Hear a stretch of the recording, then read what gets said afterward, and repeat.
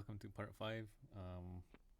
On this part, we're talking about the current and historical conditions. So, I've created a map on Google Maps, separating the site into three sections, titled CWP, which is Cheesewood Park Shoreline. So, Site 1, Site 2, Site 3. You can visit this map and click on the image icons, and you'll see pictures of the area that I've uploaded up to this point, and we can use this to track the progress of this project over time. Hopefully, that's my goal with this map. So with this image here, looking at the historical conditions, we can see that in the I think it was 1978, the first Six Nations Grand River powwow. There's sort of this really profiled bank with a engineered angle or slope on here, on both sides of the boat launch. Here's another image. Again, you can see the nice uniform slope of the bank on both sides of the boat launch. And this was pretty consistent. This is what I remember in the 1990s. For the most part, this bank was essentially the same from what we see here. And then I tried to recreate this picture with the drone a little bit, and so we can see that there has been some changes here. There's been some significant erosion occurring along the banks here on both sides. I think you can sort of see the concrete steps here. The bank kind of comes out right to the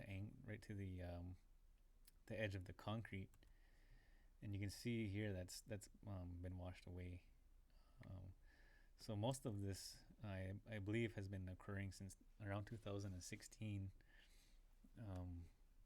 Was when a lot of this started to happen. We had some major floods happening, and so here's where we have this area here is where we have the most clear signs of erosion, and it's very inundated with invasive species. Japanese hops is being the main one. So this herbaceous cover is not enough to. I don't believe it is enough to protect this shoreline throughout the winter. Most of the soils are still exposed, and the milder winters we've been having seem to be exacerbating the erosion.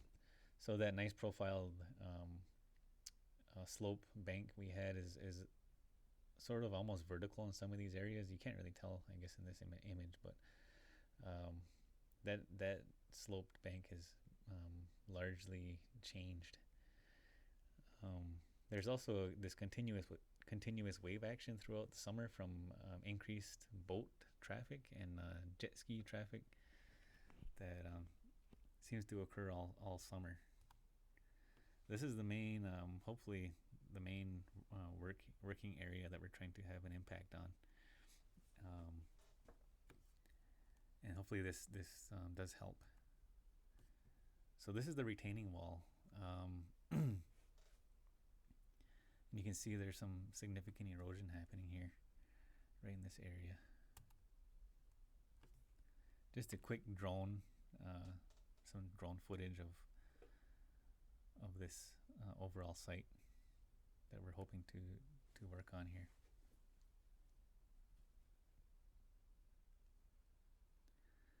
So the drone is going to be a useful tool for us to be able to make observations of the site and its progress over time.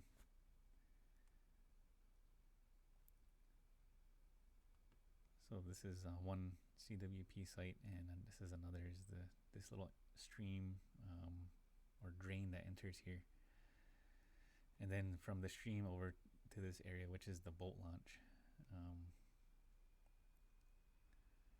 Seems to be where a lot of the more noticeable erosion is occurring.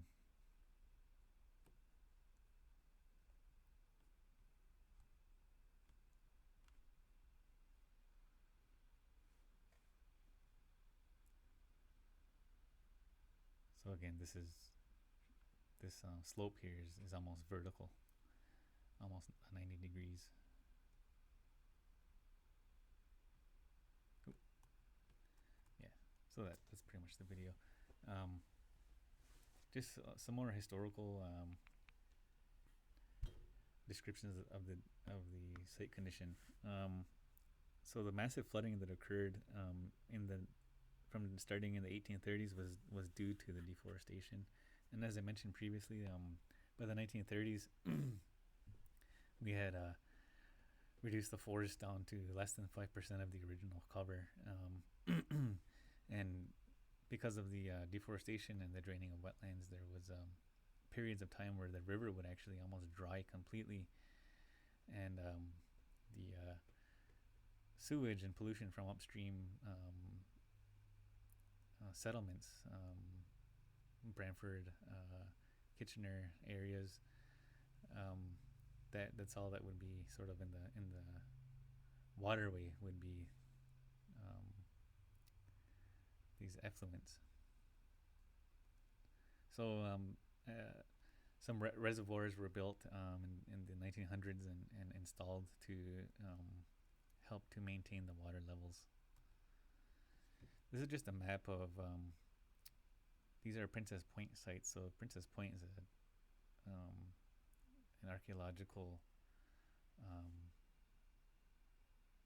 I guess it would be an archaeological style or culture that occurs in the Grand River. And then these red triangles are excavations that have happened. These are Six Nations village sites from the 1800s and late 1700s. And so in these in the faunal records, we find that people were mostly consuming wild game and fish in these areas, except the Mohawk village in Brantford. Most of the meat they were eating was from domestic livestock. But everywhere else, people were relying on the fish and the animals living in the surrounding area. So right up until 1912, people living in the Grand. This is Chief Simon Bomberry, and so you can see right here. This is the head of a northern pike, a good, fairly large northern pike, and so he has his fish spear. He's been trapping fur in the area, muskrat pelts, minks, and weasels. He's also has his tools, which I believe he's preparing his garden. So right up until our recent ancestors were have been utilizing the land and the waterways in a subsistence way, or subsistence culture. This is another image by David Thomas, 1912.